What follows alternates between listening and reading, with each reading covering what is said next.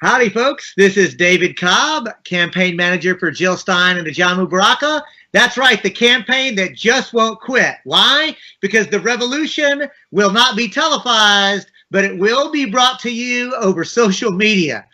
We are using corporate media tools in order to dismantle the corpocracy, the same way we are committed to dismantling white supremacy, capitalism, patriarchy, and creating a new world. I am so very honored to have as a guest tonight Daniel Curcio. The same way we are committed to dismantling white supremacy, Daniel, capitalism. Welcome to Democracy in Action on the Green News Network. Thank you, David. It's a pleasure to be here. Thank you for having me. Absolutely. Now, before we get underway, I got to give a big shout out to Mel Figueroa and Julie Varghese, who have been doing amazing work behind the scenes to get this together. Daniel was supposed to be my guest last night. I had technical problems on my end. He was super patient. He's back now. So let's just jump right into it, Daniel. I've had the privilege of getting to know you during the work of Occupy Inauguration. And I got to confess, I heard about the great work that you and the Equality Coalition did at the DNC, the Democratic National Committee convention in Philadelphia. But I don't think that you and I personally met. But I certainly heard a lot about the Equality Coalition and heard about you. So I'm going to ask you, let's back up for a minute. Who the heck is Daniel Curcio? Wow. Incredible question. I'm a humanitarian. I love people. I care about my brothers and sisters. And, you know, a lot of people look at me and say, are you an activist? My answer is no. I'm just somebody who wants to see change, and I'll do that in whatever capacity or whatever name, whatever title. It doesn't matter as long as I'm helping out people, and that's who Daniel Curcio is. That's fantastic. So, Daniel, I'm going to push you a little bit further because one thing I know about you, yes, you're a social change agent. Yes, you're a humanitarian, but you're a former U.S. Marine, aren't you? I am. I'm a former United States Marine of the, from the Marine Corps. I actually was in communications. And then during Desert Storm, they switched me to grunt. So I was on. Yeah, you don't have much of a choice when you're going through a conflict. So you've actually been, and I don't want to whistle past the graveyard, as we say where I'm from. So literally, you were in combat during Desert Storm. Well, actually, it was a 7-day, what we called 7-day conflict. So by the time everybody actually got there, that was when we saw in the papers back then 30,000 Marines being let go because we got all these Marines over there, and then just as we got everybody over there, they sent everyone home. So I actually never got a chance to experience combat, thank God. But it was an incredible experience just knowing that, yes, I would have had to get in there. Daniel, where are you from originally? So I was born and raised in South Philly. I grew up at 16th and Moore here in Philadelphia. And I moved a little bit into Jersey for a few years and then moved back here later. All right.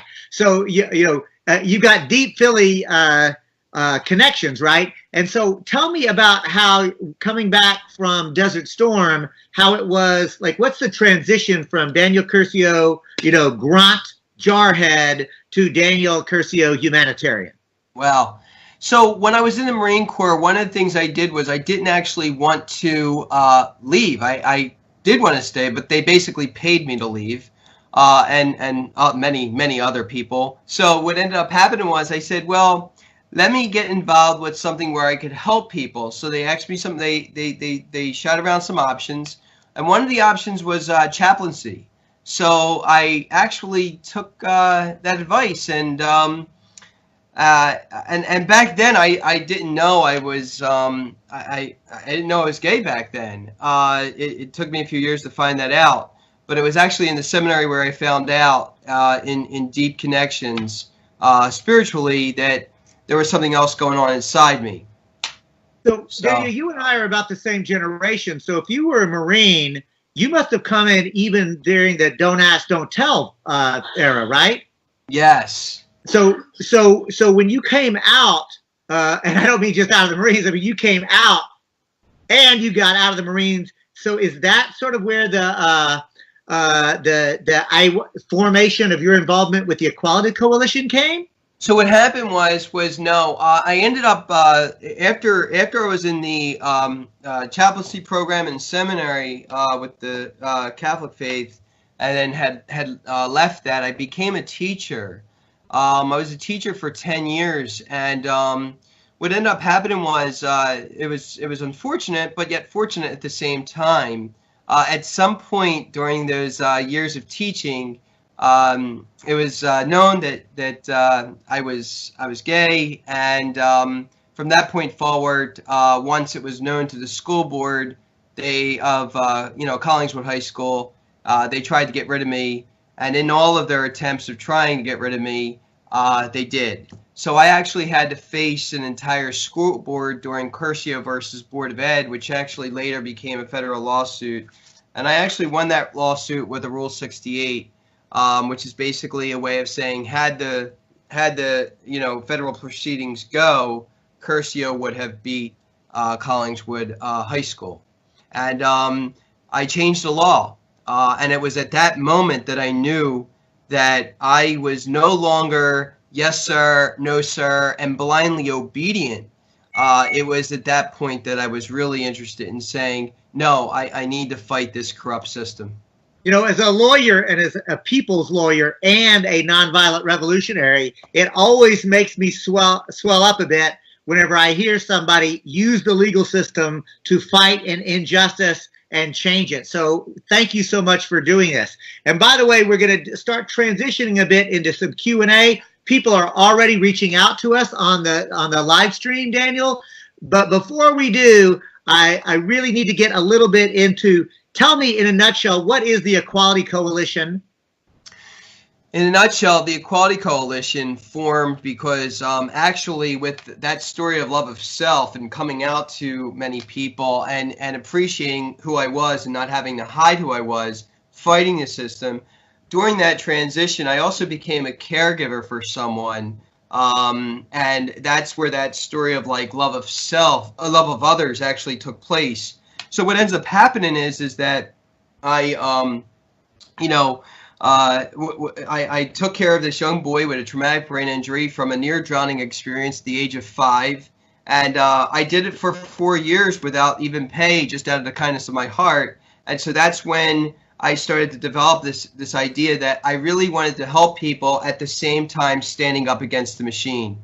And so, later on down the line, the Bernie Sanders campaign started happening, and I wanted to get involved with something new. And at the time, I didn't even know who Jill Stein was, which is sad. Had I known, I guess, and a lot of other people, we could have moved forward a little bit with this.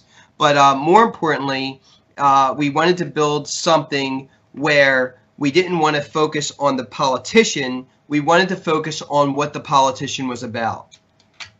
Fantastic. So, that's great. And that is, of course, you're in Philly. You start off with Bernie. You learn about Jill. The DNC, the Democratic National Convention, I got to say, the Equality Coalition March, y'all really were deep in the streets. That's part of the reason why I'm so excited that the Equality Coalition is participating in Occupy Inauguration. And before we get to the questions, I just wanted to give a quick wrap. Here, it's going to be exciting, y'all. Go to the website, occupyinauguration.org.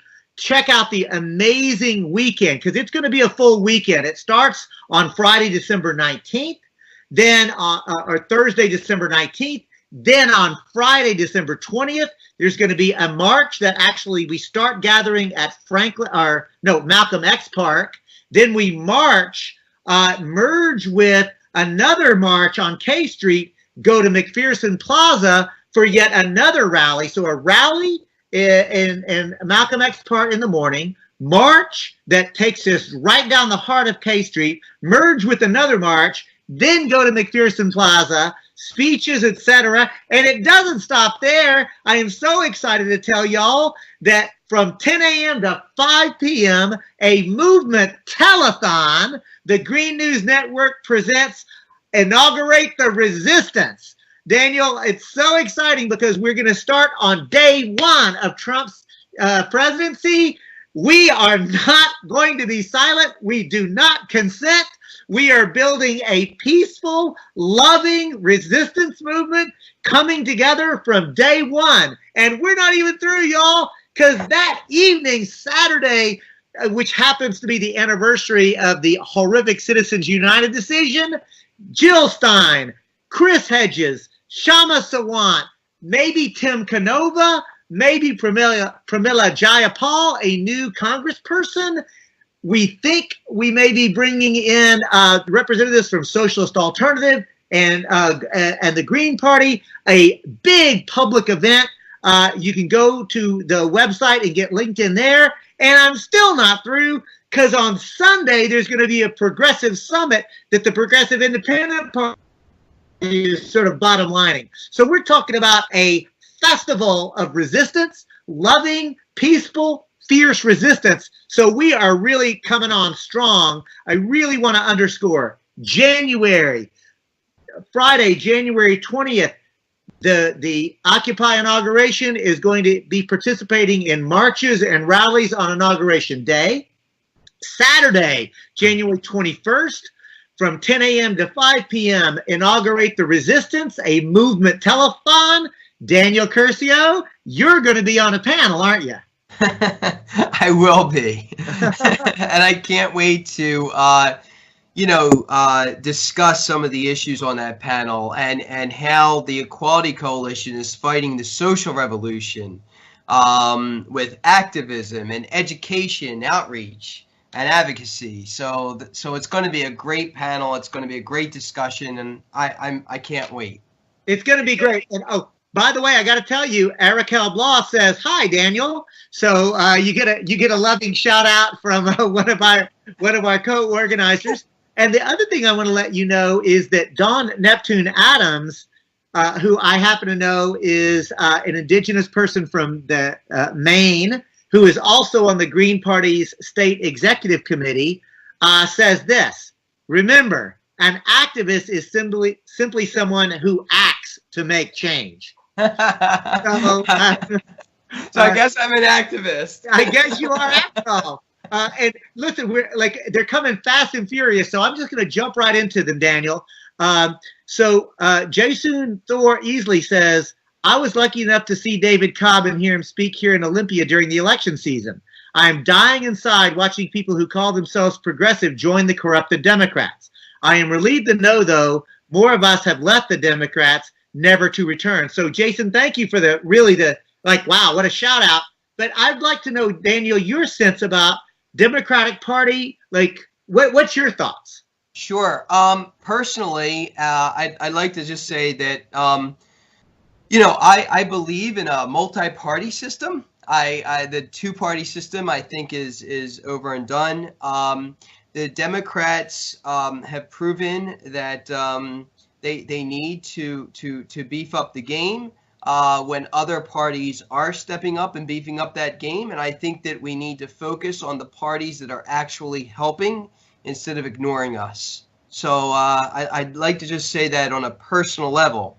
Well, the Equality Coalition doesn't get involved in politics. That's just my own personal politics. Daniel, you mean electoral politics. There it is. Thank you. Yes. The Equality Coalition is on the front line of social movement politics. Right. I don't know if you can see it, but you literally just gave me goosebumps, Daniel, when you were talking like that. Oh my gosh, I'm so excited. Asa Khalif shouts out, Black Lives Matter will be in the mix. See everyone on January 20th. Tell Asa, Daniel says hello. Asa and I are friends. Asa, fantastic. I'm so looking forward to meeting you, Asa. Apologize for mispronouncing your name the first go around, but Asa, be patient and loving with me. I'll get better. The other thing I want to jump in here is to say, look, because we take everything seriously, right? Check this out. I want you to respond to Bretton Stewart, who said, Occupy inauguration, ? You guys are very poor losers, and you should give the new president-elect a chance. Jill Stein, you've lost my support. So I'll just say this for the Green Party and then invite the Equality Coalition to respond. The reality is this. Donald Trump has been explicit and clear in his racist, sexist, homophobic, xenophobic policy positions. So as a human being, I will offer him love and respect and hope that he is willing to actually make a transition. But as president of the United States, I'm not giving him a chance because he's been very clear about what he stands for, and I do not consent to the racist, sexist, class-oppressive, homophobic policies. What about you, Daniel? I agree, David, 100%. Those policies are unwarranted, they're unreasonable, and they're also unsound. So I do not consent to anything that supports any sort of ism, any sort of place where not everyone has a place at the table. So absolutely not.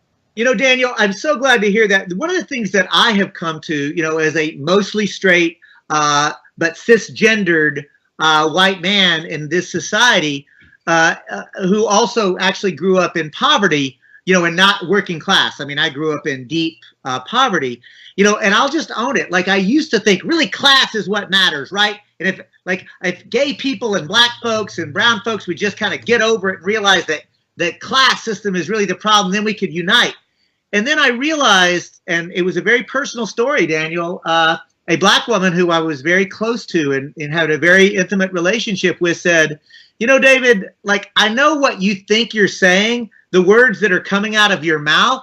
I only wish you could hear them in my ear, though, because it's so disrespectful. It's so demeaning. It's so degrading. And she said this, has it ever occurred to you that the reason that you think class is the analysis that discovers everything while you're belittling identity politics is because that's your identity? And maybe as a black woman, my lived experience actually has impacted me and given me some insight that you haven't had. And I got to tell you, Daniel, I had a paradigm shift, right? It's like it washed over me. I was ashamed of myself. I was angry at the system that had so clouded my my perspective. I was embarrassed that I had been so hurtful unintentionally to somebody I loved. And I realized this, at the end of the day, if I'm going to be what I'm about, I've got to be opposed to exploitation and oppression in any way it presents itself. So when you talk about isms, Donald Trump is playing to divisions that exploit and oppress. And I'm not going to have any of it. That's just it. And worse, David, too, what we need to think about is that he is a symptom. Think about this on even a larger scale. He is a symptom of something so bigger as far as what he is and what he represents. So that if we think that and know that we know that there's a deeper problem that goes beyond Trump, then I think we could start focusing on the issues and start really solving the problems in our own communities, because we don't know what's going on in the communities if we're not part of that specific community. So, Daniel, they're coming fast and furious, so I'm going to do a couple real quick here. First of all, Lindsay Rose says, isn't the January 21st also the Million Woman March? The answer is absolutely yes. So we're going to actually be covering the march on the streets on the 21st, even as we're doing the live stream. So absolutely yes, the march is going to be for part of that period. We don't consider ourselves competing with it, but complementary to it. So Lindsay, thanks for lifting up the Million Woman March. We're so excited that we're going to be there as well. The second thing I want to say is George Watson says, the problem is not enough protests. The problem is not having a progressive third party to challenge the duopoly. What do you think, Daniel? Again, agreed. It's like, you know, it's like there's no competition. It's like we're forced to always choose between two halves. And you know, both halves are bad. It's like, you know, cutting up an orange. You know, you cut up an orange and you got a rotten part on both sides. I'm like, come on, you know. You know, Daniel, One of the ways that I've been talking about it is, look, you cut the orange. They're both bad on both sides. Let's be clear. Neo-fascism is absolutely horrific. Neoliberalism is also horrific. Now, when people say is one worse than the other, it's like they're both toxic. Like the degree of toxicity doesn't actually change for me. So that's why I'm all about proportional representation. I'm about revolutionary, loving, nonviolent, transformational change. I do want to catch a couple more very quickly, and that is Charles Wright asks, hey, what about drafting Bernie to the Green Party in 2020? What are your thoughts, Daniel? Bernie Sanders has clearly rejected this idea a number of times. I believe, from what I understand, and David, you could correct me if I'm wrong, Jill Stein had reached out to him a number of times, and he had refused. It would have been awesome if Jill Stein and Bernie Sanders could have paired up, and then they could have taken on the duopoly together. I would love to see that, but I have no hopes that Bernie Sanders will be joining the Green Party. You know, Daniel, sadly, you're correct. And I will say this. We are all better than the mistakes that we make. Absolutely. And everybody gets to be wrong occasionally, even Bernie Sanders. And agreed. As great as his policies are, and they are fantastic, I respectfully believe that Bernie Sanders is making a tragic mistake staying in the Democratic Party. And this idea of trying to create a new organization called Our Revolution and shift the Democratic Party to the left doesn't work.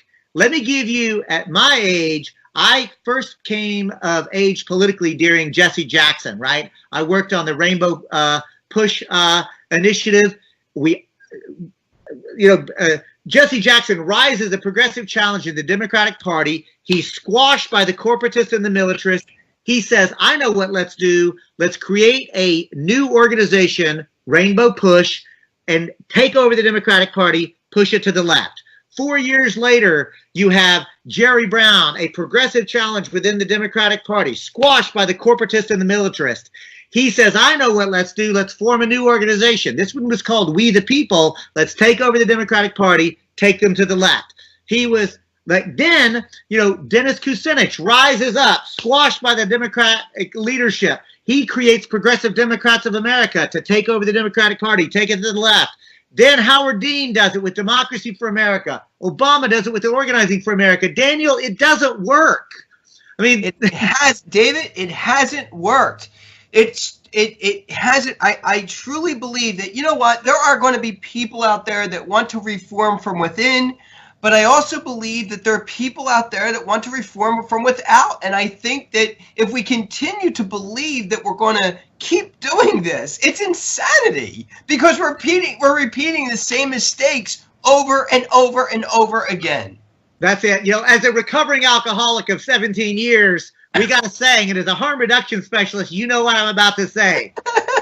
It's Albert Einstein quote, right? Doing the same thing over and over is the very definition of insanity. Doing the same thing over and over and expecting a different result, right? And you're not getting that result. Right. So here's the thing. Really quickly, Liliana Ortiz says, I'm an activist too. I left the Democratic Party, Green Party all the way. Eric Wubel says, I agree, but how about policy substance? War, corporatism, corruption. I got to say, Eric, please tune in to the movement marathon that we're doing on Saturday, because we're going to go deep on war and imperialism, on corporatism. We're going to go deep on all of those subjects. This is really just a taste. I only have Daniel for just a little bit. So, Eric, I'm not avoiding it. I'm saying we're going to go long and deep on those topics. Then let's go to Cindy K. Sosibi, who says, how about his cabinet picks? He's already giving us cause for concern. Let's get back to Trump, right? Jeff Sessions for Attorney General. This dude is a straight up neo-Confederate racist. He admits it. This is a problem, Daniel. We've got to fight and resist this administration.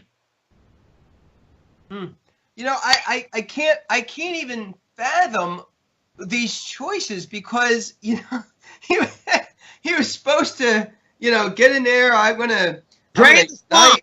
What? Drain the swamp.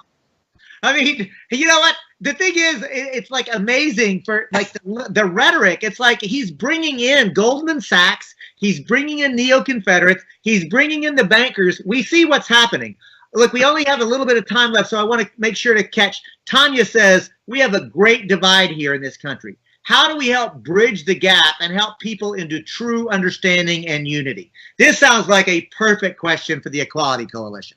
The Equality Coalition stands as it will, and its position is to reach out across the aisle, reach out across the table, and we need to share. The way it happens, we believe, is that we need to share our own experience with other individuals. That's how it happens. It doesn't happen by just assuming that someone's experience is your experience, because it's not. That's how we come together. We sit at, we get off the internet. We get off the internet. We get off of our Facebooks. Not now, though. Not now.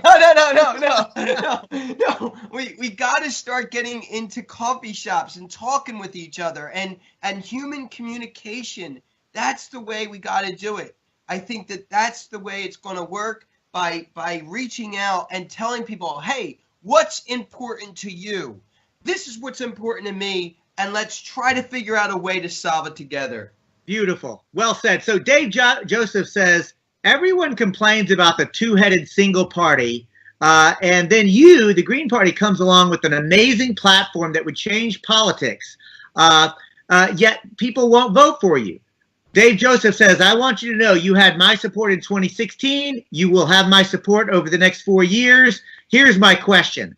Will you be putting up candidates in House and Senate seats? The answer, not just yes, but hell yes. There's already efforts to be recruiting people out of the LGBT community, out of the peace movement, out of the women's movement, out of the democracy movement. Our vision in the Green Party is to take not just Green Party organizers, but social change agents who are leading constituencies and fronts of struggle, to invite them to say, you should run on the Green Party ticket and let us help you use that as a platform to advance the analysis.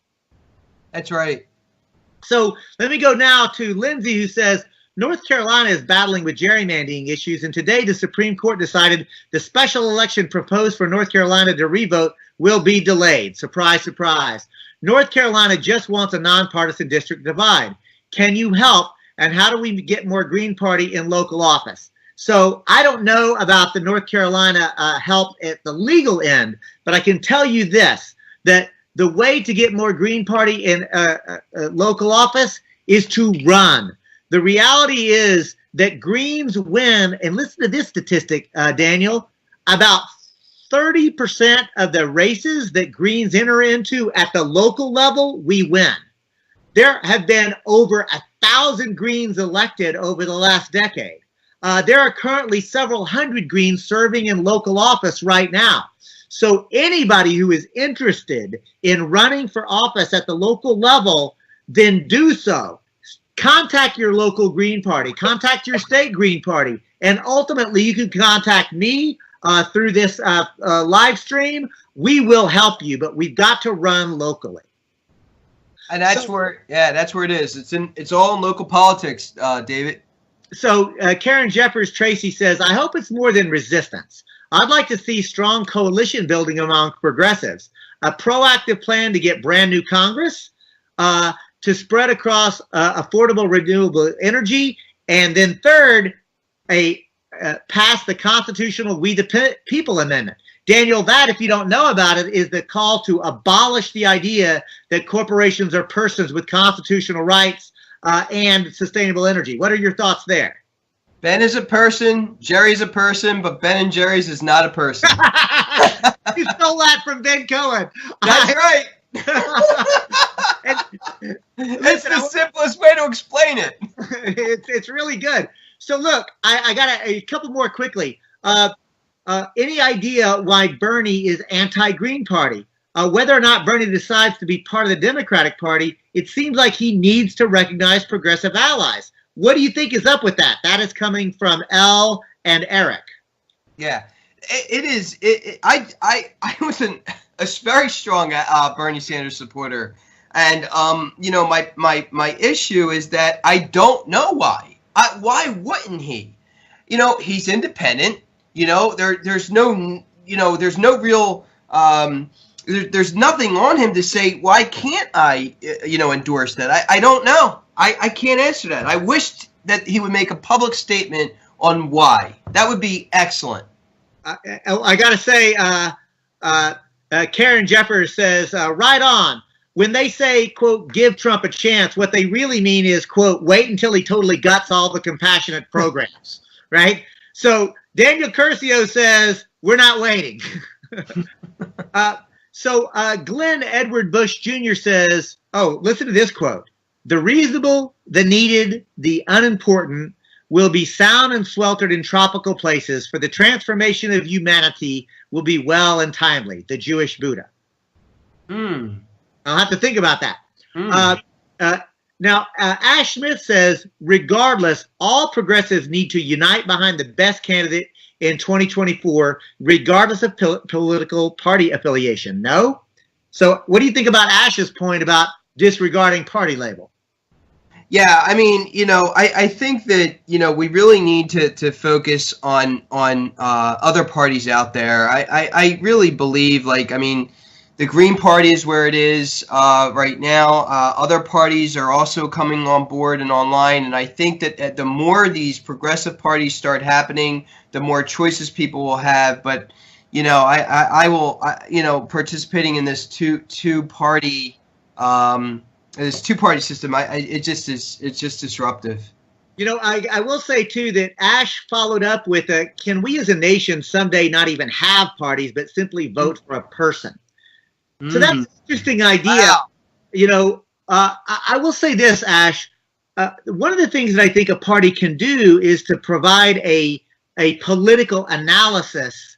You know, one of the things that makes me proud to be a Green is our commitment to peace, social and racial justice, a commitment to grassroots democracy, and nonviolence as a way to do revolution. So I'm proud of that kind of framework. Now, what I recognize is that in the current system, parties are used as a way to, at least for the Democrats and the Republicans, to prevent grassroots voices from actually coming up. So I don't know. It's not that the problem is not the parties per se. The problem is a system of corporate control of the media, the finance system of billionaires controlling the process. That's what I think. What about you, Daniel? Yeah, no, it is, and that's what's prohibiting us to move forward. If we could get more individuals to find other ways of getting their news, other ways of finding out where their information is coming from, get off of the MSNBC, get off of the CNN. We got to remove ourselves from mainstream media so we could delve into where the real information is, where the real fight is. And that's what I try to educate people on every day when they're like, but I don't understand, you know, why not CNN? They're the most trusted name in news. I don't get it. I got to tell you, I mean, the corporate media is actually a filter for what the ruling elite will allow us not only to hear, but what we're supposed to think about. So, Daniel, like, the time just flew by. I'm so sorry that we didn't do it yesterday, but I really want to thank you so much for coming on today. Give us another quick, short and skinny. Tell us about the Equality Coalition. Tell us why the Equality Coalition is going to be at Occupy Inauguration January 2021 and 22. Sure. The Equality Coalition, you can find us on Facebook for now. We'll have a website up after the inauguration. It is The Equality Coalition on Facebook. Just type it in, you'll see it. It's an LGBTQIA alliance for social justice. That's what we do.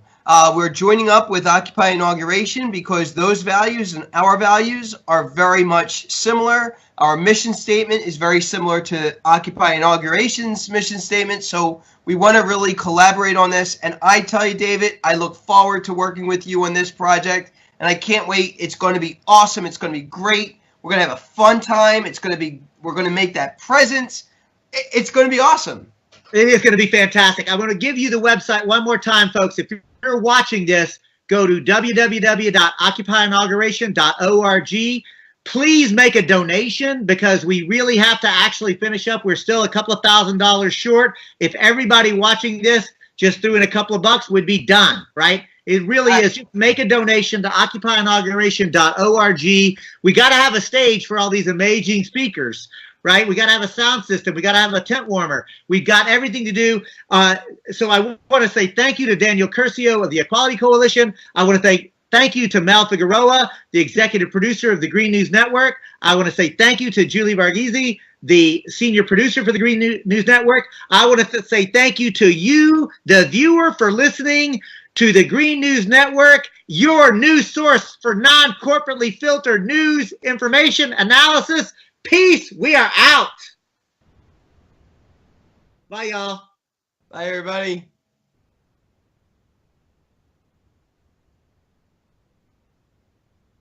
Okay.